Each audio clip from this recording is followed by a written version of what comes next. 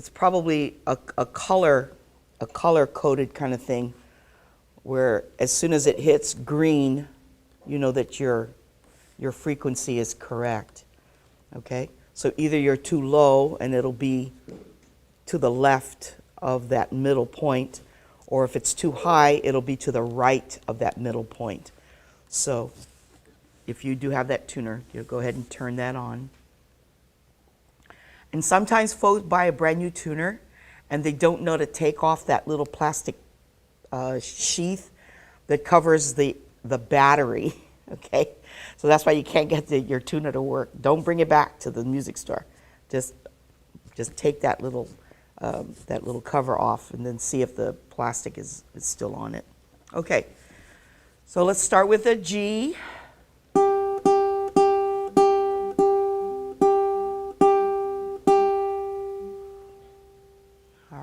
And I brought my high G today, so I think that's where most folks are.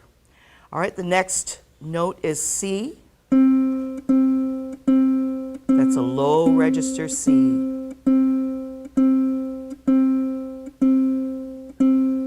All right, and next is our E.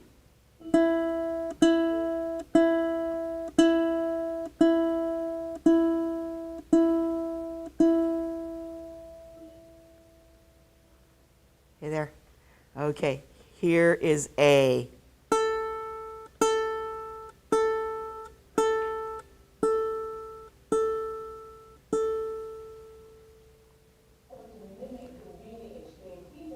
Hello.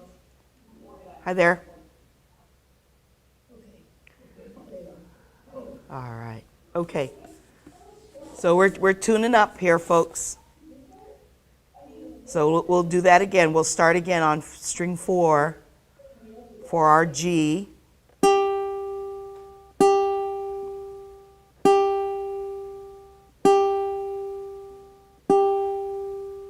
right. Next is our C on string 3. Hello.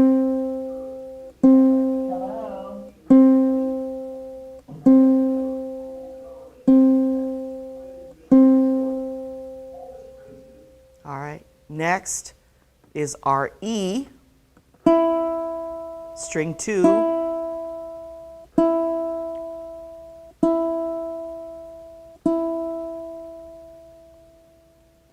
And then our first string is A.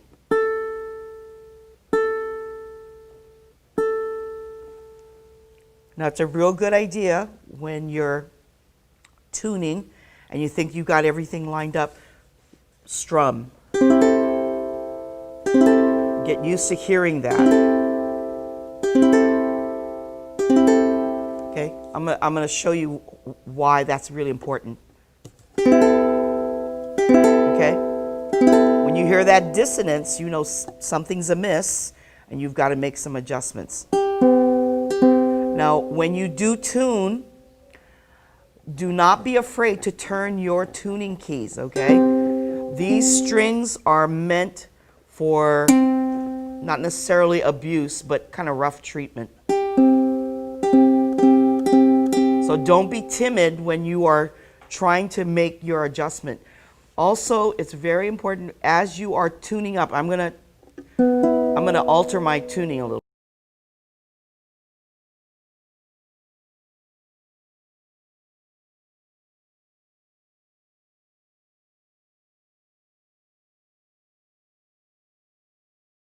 And I listen for it, and then I go to the next note. And while I am plinking on that string, I'm moving my tuning key so I can hear the change that is happening.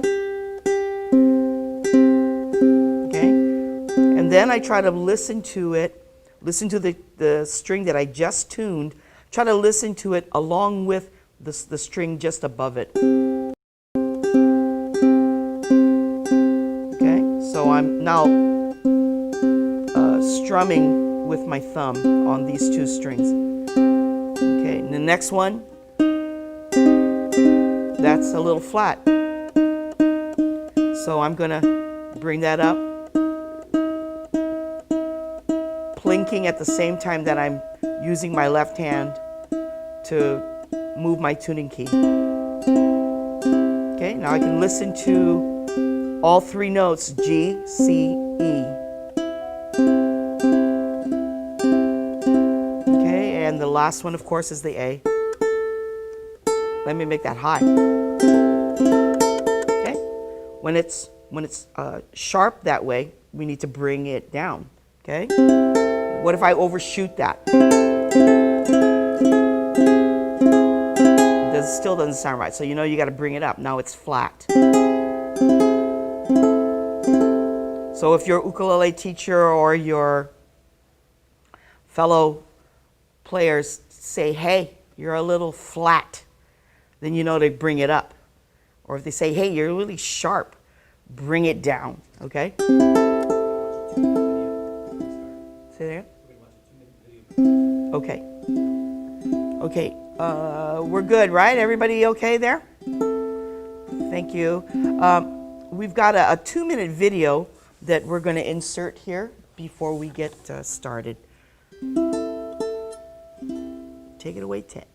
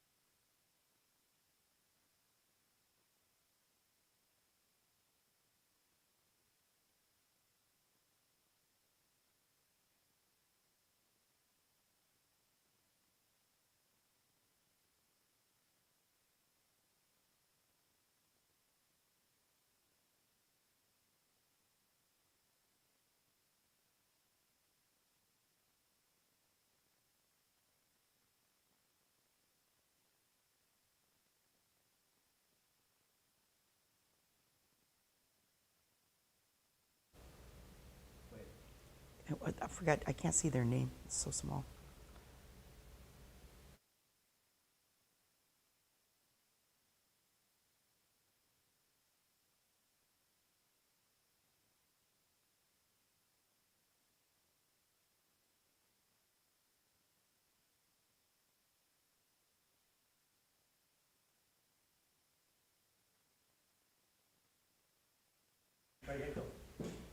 Okay. Tomorrow night, folks, there's going to be a wonderful concert by father and son duo, Matthew and Mian Grasso.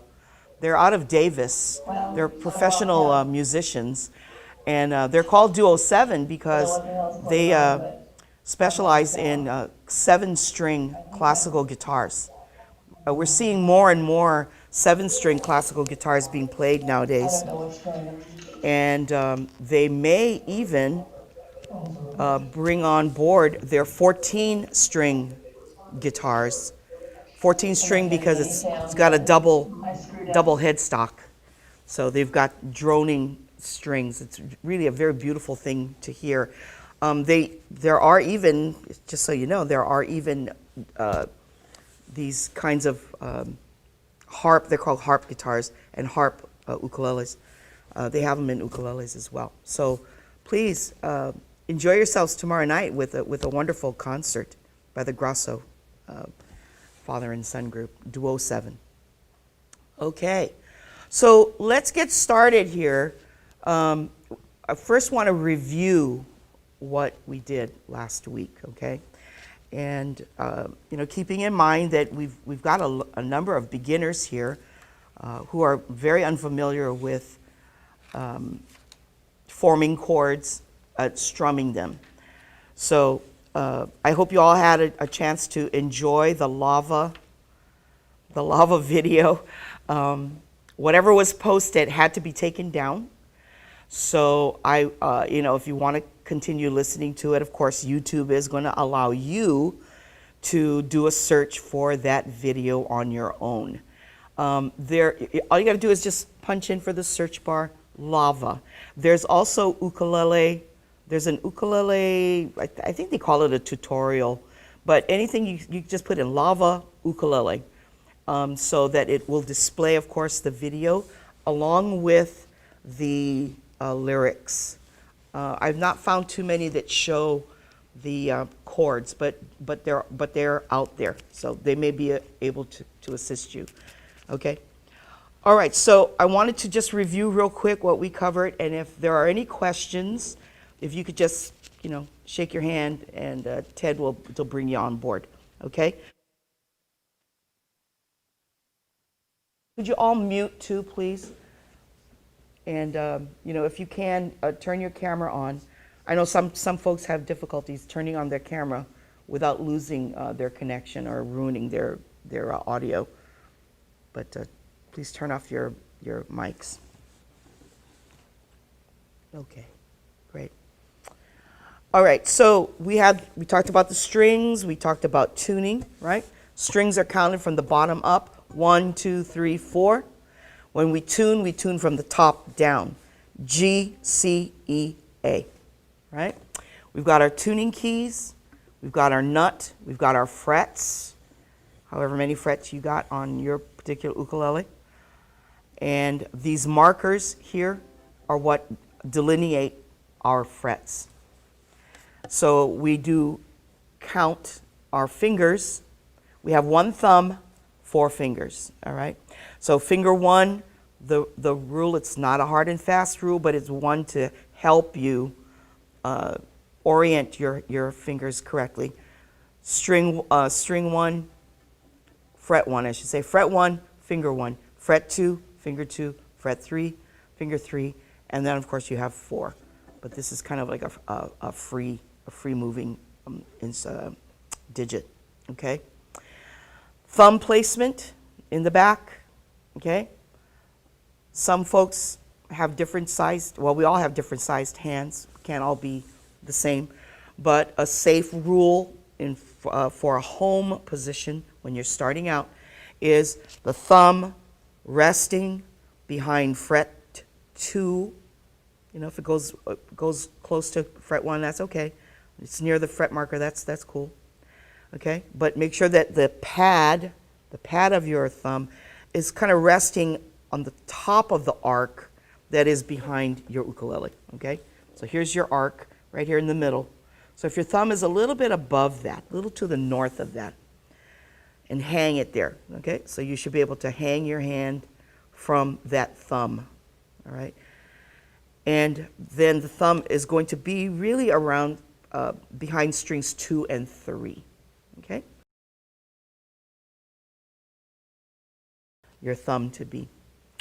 And then I'll be demonstrating a little bit later on how the placement of the thumb is so very important, especially as you begin to move around on the fretboard. Okay. And then chord shaping. Chord shaping is really important. Make sure that your wrist is bent, okay? Outward, this way, bent. The top of your wrist here. The bottom needs to be lined up with the ukulele itself. It's very important because this is not a natural position for the hand. It's a really bad place for the wrist to be, like close to behind the ukulele. Okay, that means your thumb is going to be out of place. That also means that you're going to be bending your wrist in a way that is not positive or good. Okay? It also means that your fingers have to work that much harder to shape your chords. So this is a natural position. And, if you're hanging your thumb right now from the back of your ukulele, you should have free movement of your fingers. They should be moving this way. Okay? So you don't want your wrist to create an impediment. Otherwise, look, here I'm tilting up my wrist, and I don't have much grasp on my fretboard, okay? So make sure you're practicing that, all right? Along with your stretches, right? You're going to do your stretches. You're going to do your little clenches. You know, get that thumb moving, do this kind of thing, okay? Especially the left hand, all right? And then if you can, try to bring the pad of the fingers here to the top of the palm, okay? If it hurts, stop. Any of this stuff, stop if it hurts, okay? All right, so just take it slowly. All right, so it's just a good little exercise. If you need extra help warming up, I would suggest that you soak your hands in a little bit of warm water. That has helped me too when I've had to deal with certain hand and finger issues, okay? Also, massaging too, that's a big help. That's a real big help. All right. Okay, so then we come to the right hand. Right hand, we had a home placement, right? Thumb on string 4, index finger on string 3, middle finger on string 2, and your ring finger on string 1, okay? So that's just a home position. Where do I place this home position? It's usually over the sound hole. It's usually over the sound hole, okay? So it's just to keep you comfortable. This is also training your fingers to know where they are at, okay?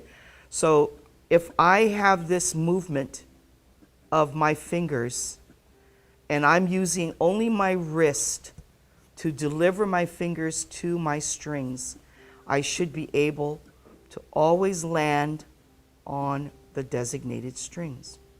Okay, that's going to train you to know where home is. It's always good to know where home is. Okay?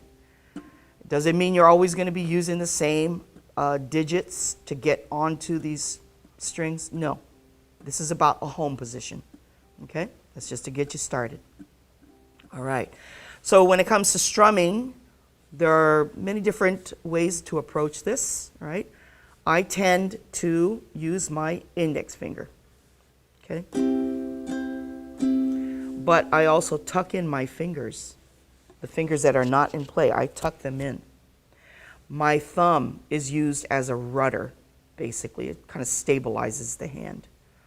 My wrist is also the only thing that is actually moving, that there's any real activity that's there.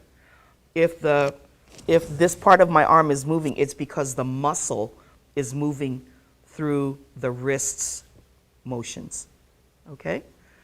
So this is what is going to help us to move up and down.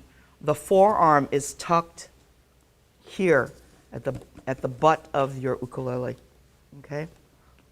So this way, this arm stays stable, it's fixed, and now I just simply use my wrist to strum, okay? Now, one thing I would recommend too, we covered that, I think we did, you know, cover your strings while you start your exercises, your strumming exercises, okay?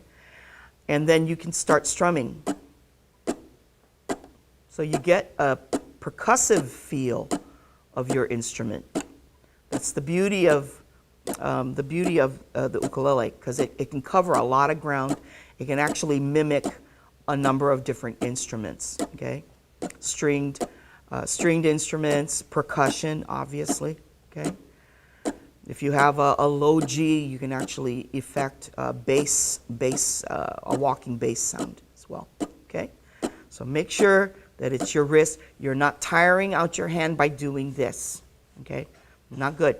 Keep your forearm fixed on the butt of the side of the butt of the ukulele, okay? It's interesting because ukulele manufacturers have responded for requests to make the ukulele a little more comfortable. And what they've done is they've created this area here. They've smoothed it out, and it's actually two edges but they've beveled this part. So you might see some ukuleles that have that, okay? Guitar makers started doing that probably about 10, 15 years ago, and it's actually, it adds a lot of complexity to the construction of such instruments, but I see it more and more on ukuleles nowadays. Okay. All right, so strumming is going to be, and you notice that for most folks, if you're going to rest your arm here, then it makes it very easy for the wrist to deliver your hand, which is now crooked, to the shoulder of your ukulele. Right? Just a real natural fit. If you have an instrument that is smaller, then make your wrist be a little more bent, okay? So that you're closer to where the shoulder is. All right. All right. When you start picking, then of course we're going to be picking here, okay? At the home position. Makes it easier. All right, okay? Okay, so that's it for the review.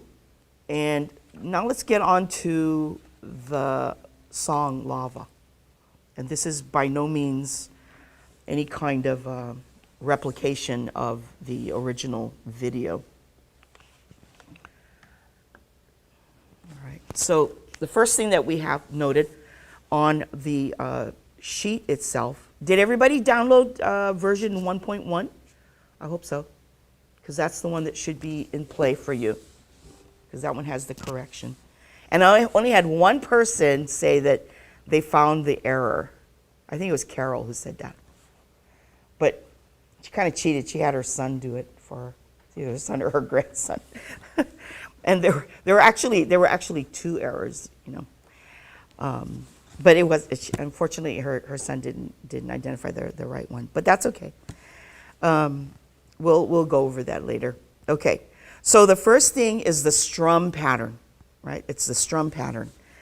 And this is different for those of you who are not beginners. I know a lot of you do what is called that calypso strum, which is basically down, down, up, down, down, up, down, up. That's the calypso strum, or island strum sometimes it's called. Juana Torres did it a little differently. He didn't want to have that calypso feel. It sounds more of like a traditional Hawaiian sound. So it's down, down, up, down, up, down, up, down, down, up, down, up, down, up. Okay? So the only strum that is not present is the up strum of the first beat. All right? Now, if you look on your strum pattern, you'll see that there are 4 Ds. The first one is capitalized. Right? It's an uppercase D. The second, third, and fourth are smaller case Ds. The uppercase D tells you that this particular beat, beat 1, needs to be accented, okay, or emphasized. You don't have to be banging on your ukulele. It just has to be slightly louder than the other beats, okay? The letter D signifies what beat this is. This song is written in what is called 4/4 time.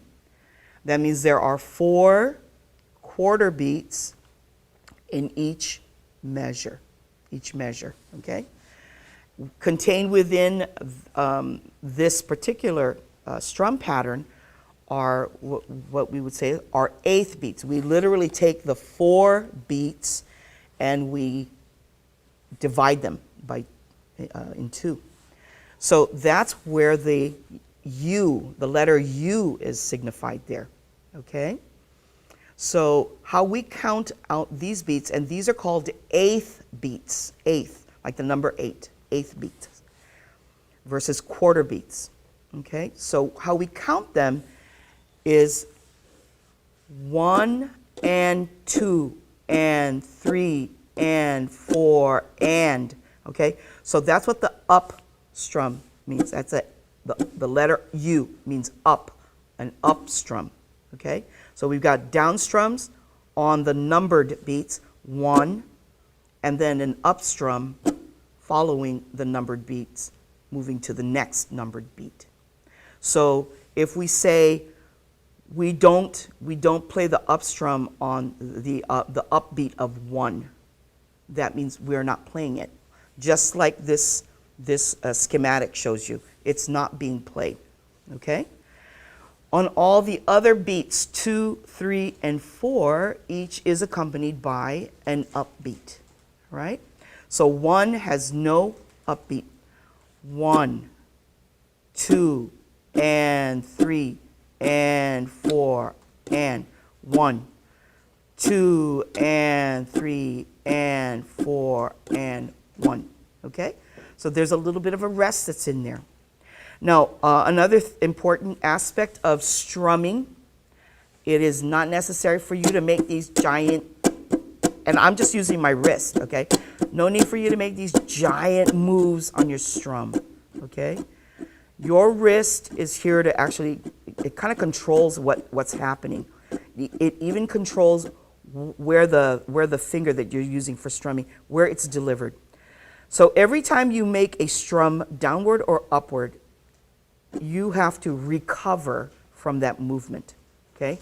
Recover means that you have to now be in position for the next strum. So if you go all the way down here and you need to be up here for the next strum, that's a very big gap or a big distance to recover from that. So you want to keep your strum pretty close to this area here, okay?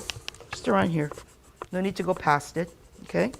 Because really when you're strumming, you should be contacting the tone wood, the soundboard, touching the fret, then contacting the string. When you are done strumming all 4 strings, then the pad of your finger or your fingernail should then touch the soundboard here as well, okay? And if you do it gently, you're going to be training your finger to feel its contact. Your wrist is also going to learn where your finger needs to go, okay, in terms of all the 4 strings. Okay, so you see, I don't need to make real wide movements. Very controlled. Stay near the fretboard, okay? So if I need to play softly, I can still do it within this very controlled space. If I need to play loudly,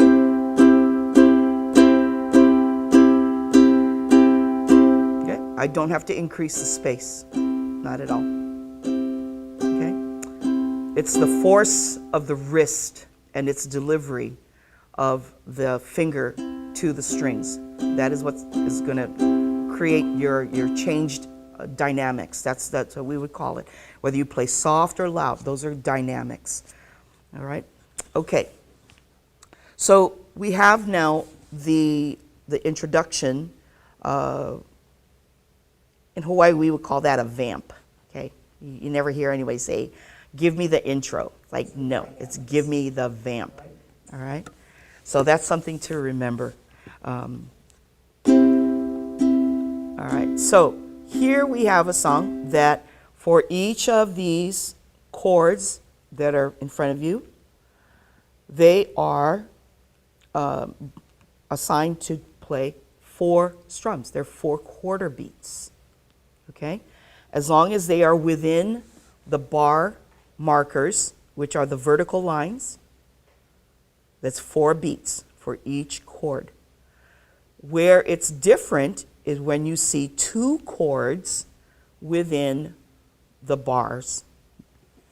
And that would be where you see the C slash G7 slash. So that means each of these chords will have 2 beats within that measure, right? So that would be for the C and the G7 that are in the same bar, that would be 1, 2, 3, 4. All right? Now, when Juana Torres wrote this song, he added 2 additional beats for the G7. Okay? Always happens at the end of a phrase. Okay? So here it's a little different where that second G7, actually it's the third G7, you see a G7 and a slash. That means you're just going to play 2 beats before you move on to the C and then begin singing the song. Okay? So play along with me. I'm going to go real slow. But before we start, does anybody have any questions about the chords that are being used in this song? You can unmute yourself if you have a question, but don't everybody do it all at once. Okay? Okay, we're good? Okay, all right. So I have a question. Yes, go ahead. I don't know if I copied the wrong one, but are the chord placements on here? The chord names are above them, yes. Yeah, like like C, G7, F. Yes, yes. Okay. They're above. If you printed it out in color, then I know these particular chords, but when you play the other songs in the future, are you going to have the chord placements for? I'm just wondering. yes. You mean not chords is what I'm saying, Yes, yeah. Because this particular style of presenting music, because it's not with any kind of standard notations. These are called song sheets. They're lyric sheets. Okay, so there's no music that is written above it that tells you at what point in time you're going to be saying or singing this particular lyric. All right. So what we can instruct is that it's 4 beats for every measure. So if you keep that in mind, okay, get your interior clock working. 1, 2, 3, 4. 1, 2, 3, 4. Okay, your count just simply begins on 1 again. All right, that takes a little time to get that down. Okay, to get your body to acclimate. You literally have to internalize that beat. Okay, anybody who has trouble with it, I would suggest that you get yourself a metronome, and that way you can have your metronome count out the 4 beats for you. Okay, click or do a click. Let's call it click. Okay. So yes, I have a question. Yes, go ahead. Do you see where on the chorus it has send me someone to lava? Yeah. And after the C, there's 3 diagonals. Right, the slashes. So are the because you were saying that the diagonals are measures. Does that mean that there's 4? No. They're okay. There's the diagonal. Those are the slashes, and then you have the verticals. Right? The C is after the vertical, which tells you this is the beginning of the bar for C. It's followed by 3 slashes, which tells you there are 4 beats still within this measure. The 3 slashes are then followed by the vertical bar. Okay? And that was just to show you that, where it says slow tempo, okay? It's really, when you listen to the video, you're actually slowing the tempo down while you're still playing that C, okay? Just so you know, this just to make sure that you don't, because it's slowing down, you don't stop playing. Just keep playing, okay? All right, you're welcome. Any other questions? We're good? Okay. So I'm going to go real slow, and you guys play with me. You do need to be muted, because if you're not muted, everybody can hear you playing, and it will obscure what it is everyone can hear me playing. Okay? So let's start with our vamp or our intro. And I'm going to count out 2, 3, 4, and then we begin strumming on 1. Okay? 2, 3, 4, 1, 2, 3, 4, G7, 2, 3, 4, F, 2, 3, 4, C, 2, G7, 4. Long, long time ago, there was a volcano living all alone in the middle of the sea. He sat high above his bay, watching all the couples play and wishing that he had someone too. And from his lava came this song of hope that he sang aloud every day for years and years.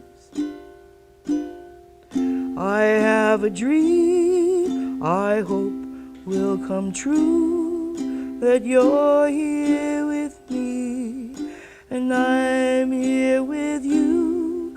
I wish that the earth see the sky up above, will send me someone to love.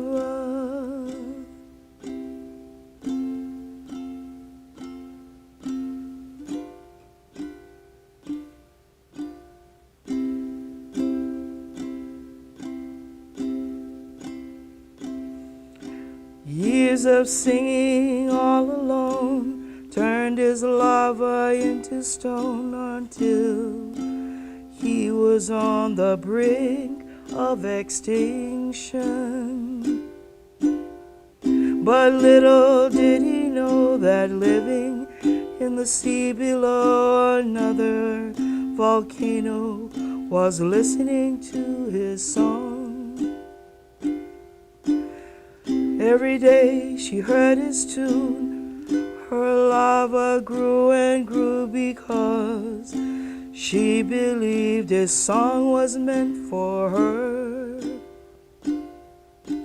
Now she was so ready to meet him up above the sea as he sang his song of hope for the last time.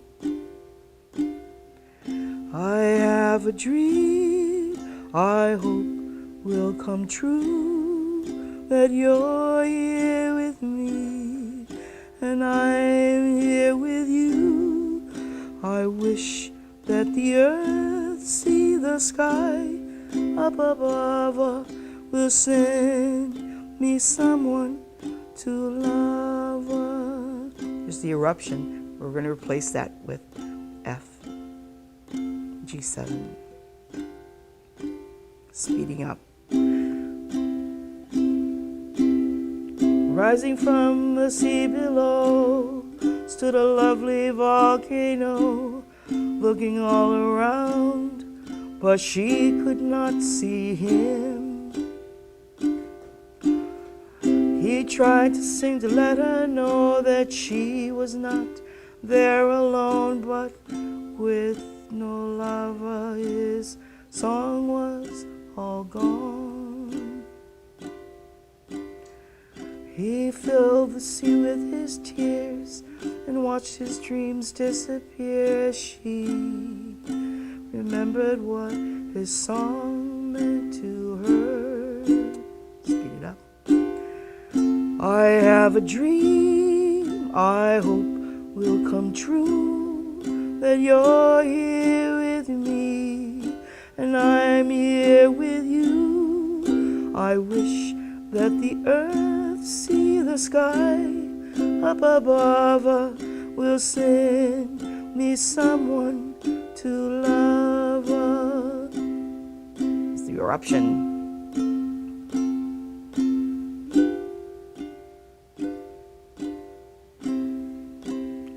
Threw a C in there. Oh, they were so happy to finally meet above the sea all together. Now their lava grew and grew. No longer are they all alone, with the Lord as their new home.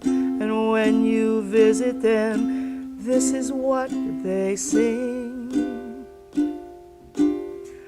I have a dream, I hope will come true, that you'll grow old with me, and I'll grow old with you. We thank the earth, the sea, and the sky. We thank too, I love you. I love you. Slow it down. I love you.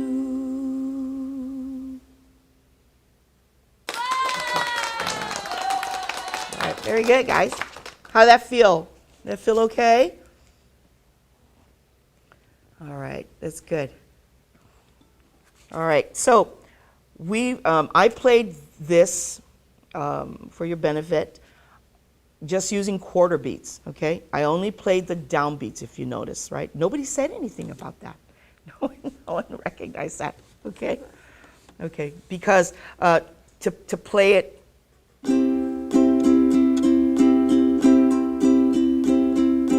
okay? So let's practice that strum, okay? But I want us to do it just a little faster than what I did when I started out, okay? So let's cover up our strings,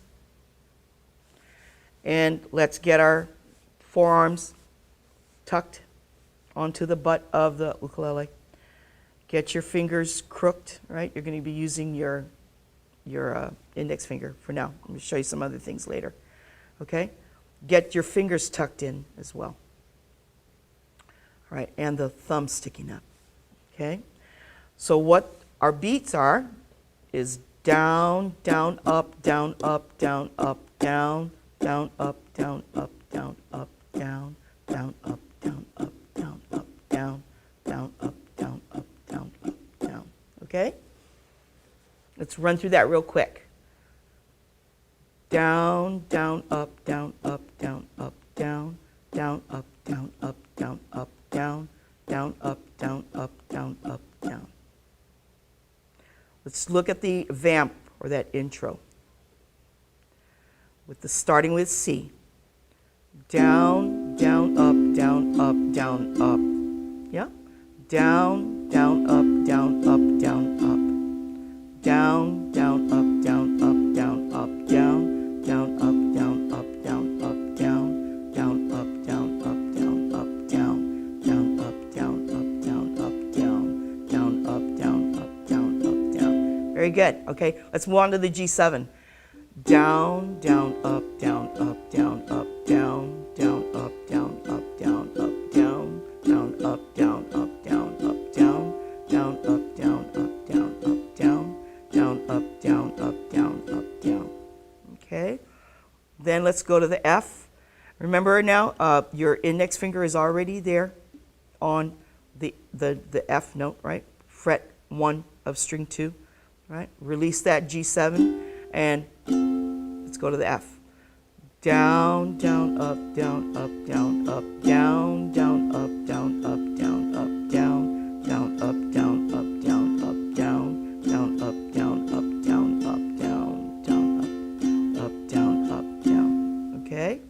And then this next measure has the C and the G7 sharing the measure. All right? So C is going to have down, down, up, and G7 is going to have down, up, down, up. All right? Let me do that again. Down, down, up, G7, down, up, down, up. Down, down, up, down, up, down, up, down, down, up, down, up, down, up, down, down, up, down, up, down, up.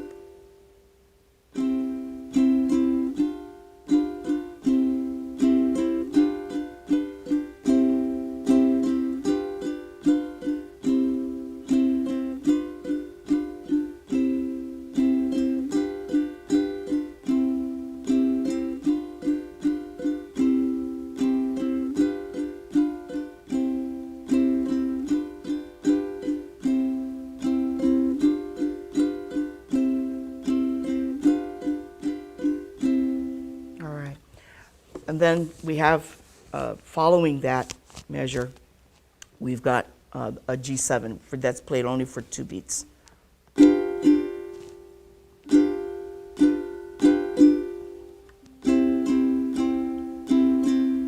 Down, down.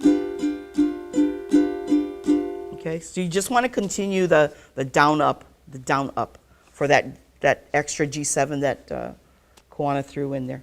Okay. All right. I think some folks had said earlier that the chorus is what kind of confused them. Yeah? Okay. And that's because it doesn't start with a G7, it doesn't start with a C, it starts with an F.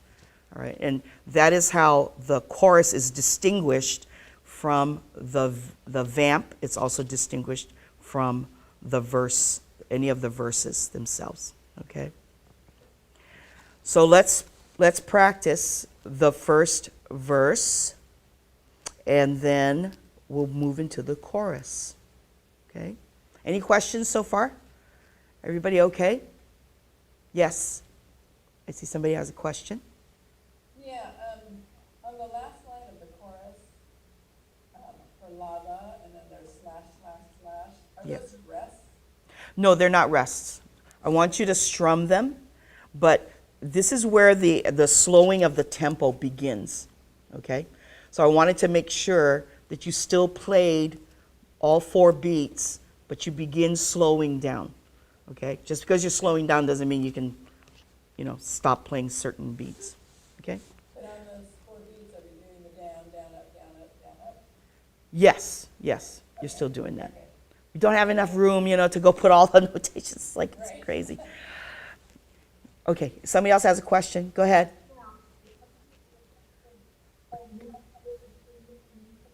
Okay, I'm sorry, I can't hear that, I'm sorry.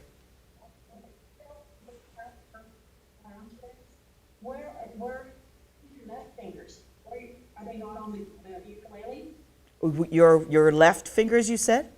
Yeah, because it starts with a C and then a slash, slash, slash Yes, so you're going to stay on C. all the whole time. Yes, the slashes tell you continue to play, but you're slowing down, okay? So it's,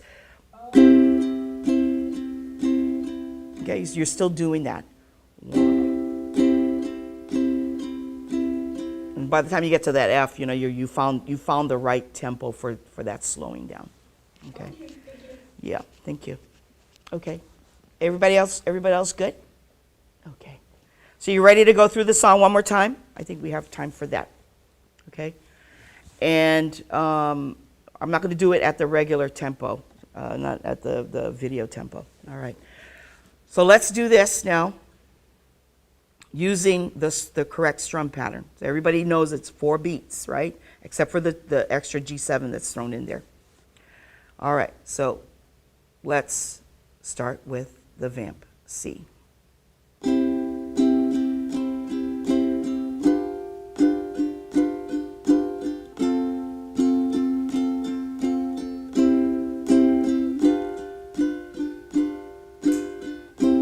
Long time ago, there was a volcano living all alone in the middle of the sea. He sat above his bay, watching all the couples play, wishing that he had someone too. And from his lover came this song of hope that he sang aloud every day for years and years. All right, sorry. I have a dream I hope will come true. You're here with me and I'm here with you. I wish that the earth see the sky up above will send me someone to love.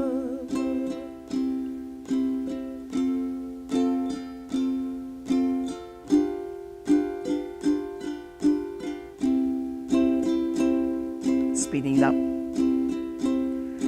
Years of singing all alone turned his lava into stone until he was on the brink of extinction.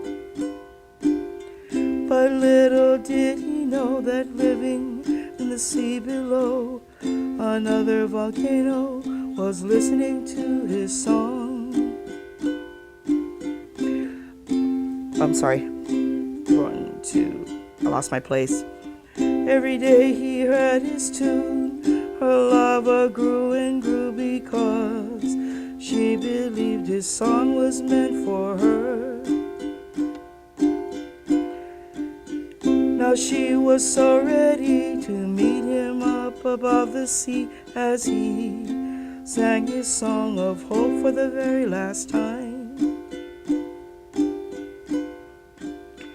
I have a dream I hope will come true, that you're here with me and I'm here with you. I wish that the earth see the sky up above, will send me someone to love.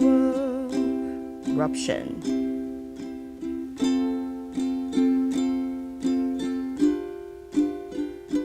And then speed up.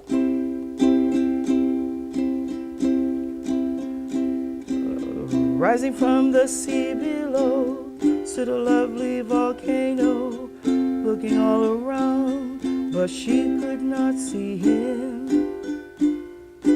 He tried to sing to let her know that she was not there all alone, but with no lava his song was all gone. He filled the sea with his tears and watched his dreams disappear as she remembered what his song meant to her.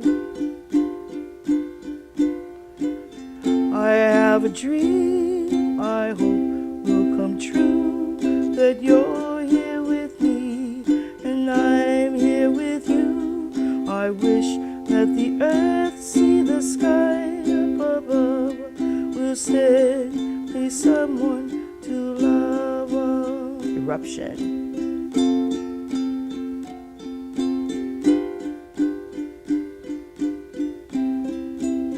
Back to normal tempo. Oh, they were so happy to finally meet above the sea. All together now their lava grew and grew.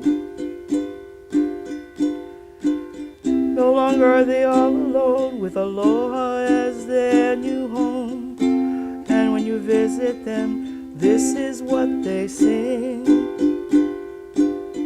I have a dream I hope will come true, that you're with me and I'll grow old with you. We thank the earth, see the sky, we thank too I love you. I love you. I love you. Okay. Ooh, I messed that up a lot. I'm not used to playing that slow. Okay. Okay, but you get the feel for it, huh? It's not a bad strum at all. It's actually kind of unusual to hear it nowadays. You know, everybody hears that calypso strum. Okay. So I wanted to show you also, because a lot of folks may have some difficulty keeping the finger crooked, keeping the fingers tucked in, and then using the thumb. There are other ways of playing or strumming, okay? Some folks like to use their thumb. Not at all unusual, okay? So, but I would recommend always that if you're going to use your thumb, that you always tuck in your fingers. Always tuck them in this way, okay? For your down strum, you're using the pad of your thumb.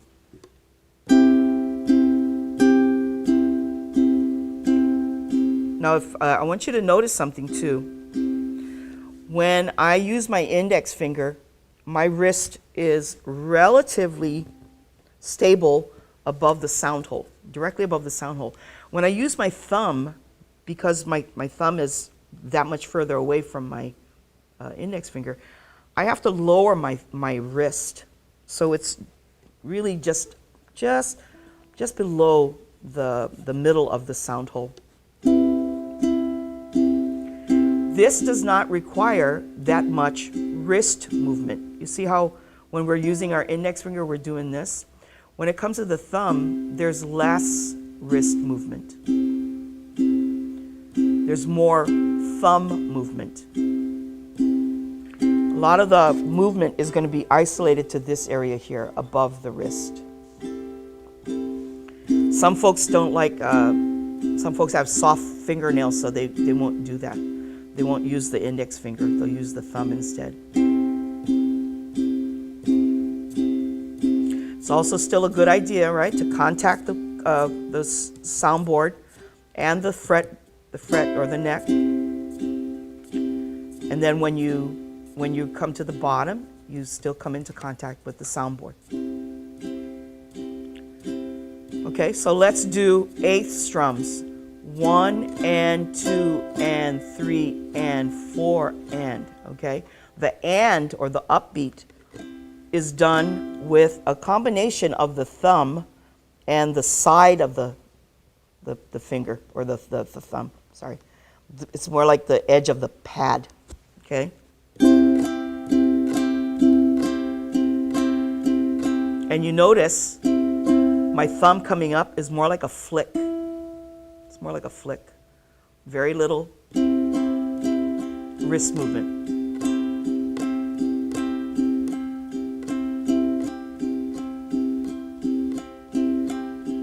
Okay, so that's one way for you to play it. The third way is to combine both the index finger and the thumb. The thumb does the downstroke. The index finger does the upstroke. Keep the fingers tucked in so they don't get in the way.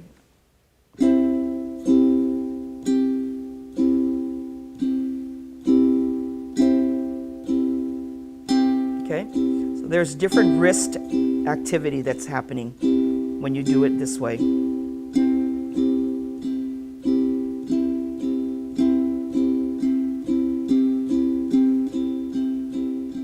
So when you're orienting the thumb, the wrist is down. When you are using the pad of your index finger, you notice the wrist comes up a little bit more.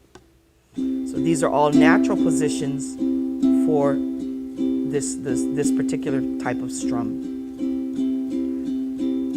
I see a lot of folks actually doing this.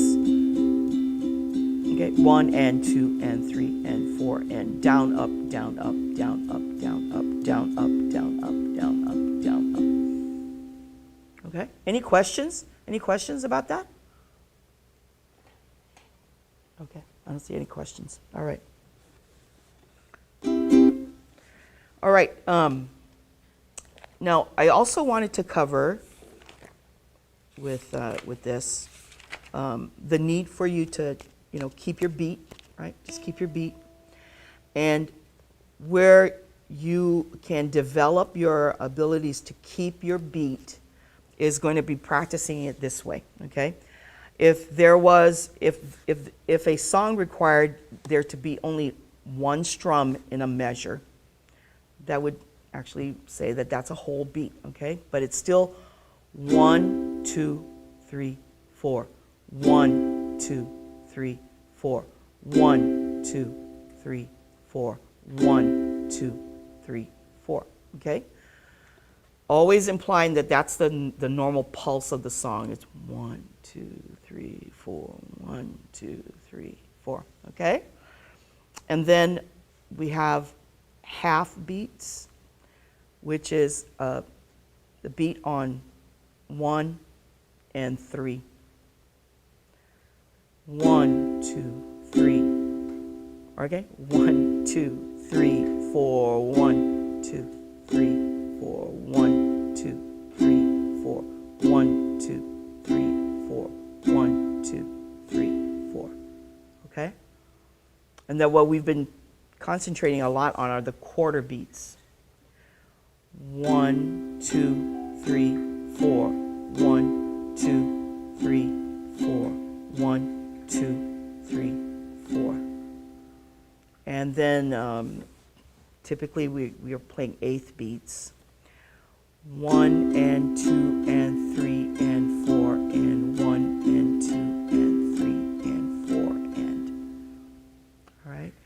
As you progress in your chording and in your playing, you will move into 16th beats, but we'll cover that later. 32nd beats. And every time you want to play a little faster, you could actually start moving into some pretty serious territory with 16th and 32nd and 64th beats. Okay, that's Jake Shimabukuro stuff. Okay, James Hill, Benny John, those guys, they all play.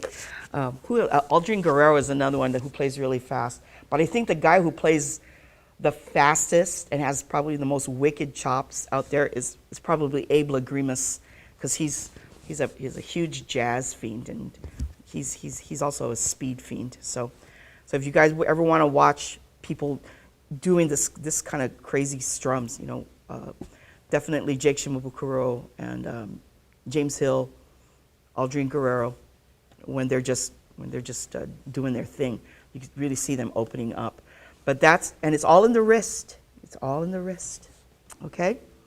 Okay, so some other strums that I wanted to cover with you all is what we would call just a straight shuffle. Now that's usually the eighth beats. 1 and 2 and 3 and 4 and 1 and 2 and 3 and 4. And then we have what is called a swing type shuffle. Okay, that's where we put a little emphasis on one or two of the beats. Okay, so a swing shuffle is going to go 1 and 2 and 3 and 4 and 1 and 2 and 3 and 4 and 1 and 2 and 3 and 4. Okay, that's one of the swing shuffles. You could even do 2 and 4, 1 and 2 and 3 and 4 and 1 and 2 and 3 and 4 and 1 and 2 and 3 and 4 and. Okay, so the more you practice, especially with the eighth beats, the more you practice doing and getting comfortable with that strum, 1 and 2 and 3 and 4 and 1 and 2 and 3 and 4 and 1 and 2, 3 and 4. As soon as it becomes more natural for you, then you can start looking at those beats. What can I emphasize? Because I want this particular passage of the song, as I'm playing the ukulele, to have that accent, that not necessarily an exaggeration, but really just a slight deviation in terms of your dynamics. You're increasing the dynamic. All right. So this is another one. We'll do the accent on 1 and 3, the 1 and 3 beats. 1 and 2 and 3 and 4 and 1 and 2 and 3 and 4 and 1 and 2 and 3 and 4 and 1 and 2 and 3 and 4 and. Okay. Get used to doing this, right? 1 and 2. It's going to be a full strum. But when I say full strum, I don't mean you're reaching down past the ukulele. Don't do that. Okay. You're forewarned about that. Okay. Now, one of the things that you can do, and it's my philosophy, that the fewer strings you strum, the better you're going to sound. Okay, as you get better in terms of changing.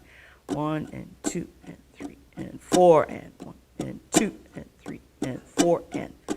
I don't know if you can see this. If there's a close up that you can bring in for me, please. Where we talk about the swing shuffle, if we just look at the 2 and the 4, okay, we accent the 2 and the 4, but we can soften the 1 and the 3. And how we soften that is to not strum all of the strings, to actually kind of arrest what we're doing. Kind of, okay? So if I'm going to accent 2 and 4, it's going to be 1 and 2, okay? 1 and 2.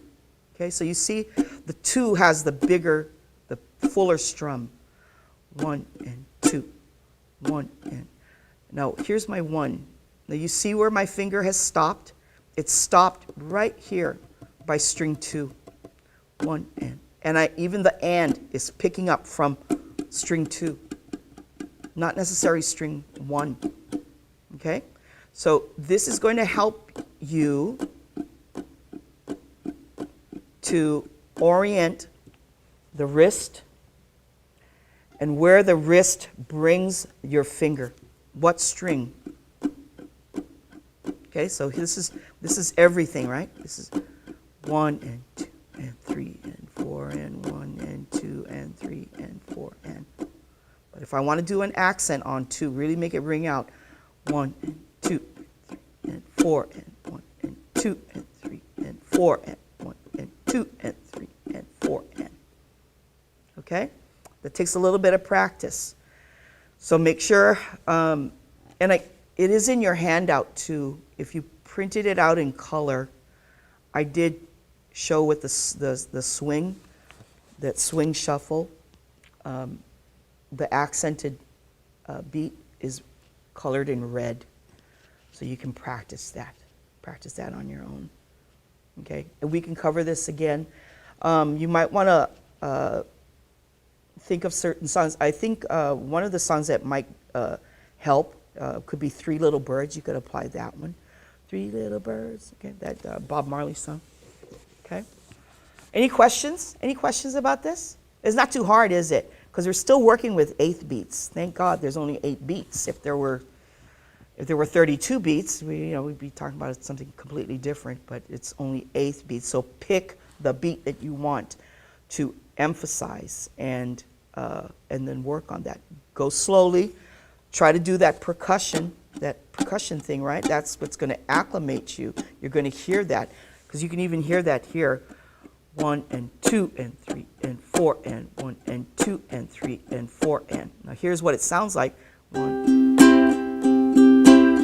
and 2 and 3 and 4 and 1 and 2 and 3, 4 and 1 and 2 and 3 and 4 and 1 and 2 and 3 and 4 and 1 and 2 and 3 and 4 and 1, 2 and 3 and 4 and 1 and 2 and 3 and 4 and 1, 2 and 3 and 4 and 1. Okay, let's use the other shuffle. It's the 1 and 2 and 3 and 4 and 1 and 2 and 3 and 4 and 1 and 2 and 3 and 4 and 1 and 2 and 3 and 4 and 1 and 2 and 3 and 4 and 2 and 3 and 4 and 1 and 2 and 3 and 4, 1 and 2 and 3 and 4 and 1 and 2 and 3 and 4, 1 and 2 and 3 and 4 and 1 and 2, 3 and 4 and 1 and 2 and 3 and 4. Okay, the very different feel when you have these swings on these kinds of shuffles. Yeah. So as you begin to listen to songs, the ones that appeal to you may appeal to you because of those particular kinds of grooves and feels that are out there, which you then begin to emulate in your strumming. Because you notice that all of these dynamics are coming from your right hand. It's your right hand that's actually causing your playing to take on a particular feel or an expression that's particular to you, how you wish to convey your dynamics. All right. Any questions so far? Anything else? It's after 6, so I think that we are done for today. And then next week we'll run through lava again. And then maybe we'll do it in real time. We'll do it in real time. So it's going to be a little faster. So make sure that you are practicing your chord changes. And don't forget about their percussion, right? Get that feel first. Make sure that you're... I always tell folks too, I forgot to mention this before. When you play, you are playing with your whole body. Not just your fingers, not just with your thumb or your hands. If you have the ability to bop and bob your head, do that. If you're more inclined to tap your foot, do that. If you need to do that lifting of your knee, do that. Engage your entire body in your playing, okay? You should be feeling this ukulele resonating against your body. This is how you internalize your beats, okay? So do that. And what you guarantee you're going to start moving and grooving to a song. Guarantee you will, because you start to feel it and you become one with your ukulele, and your ukulele is one with you, and then you can become one with your songs. Okay? All right, so don't forget, tomorrow night is the Grasso father and son duo, Duo 7. I'm really fascinated. I've never seen a duo of seven-string guitars. I'm really fascinated. I'm dying to see this. So join in tomorrow night, okay? So everybody take care. If you have any questions, my contact information is on the bottom of your handouts. So if you need to email me, and thank you for those who have and shared their thoughts with me. You can text me. If I don't have your number in my contact list, I will ask you, who are you first, okay? And then you can tell me who you are. All right, so everybody take care. Have a great week. Have a wonderful weekend. Okay, be safe. Stay healthy. Okay, thank you. Good night, all.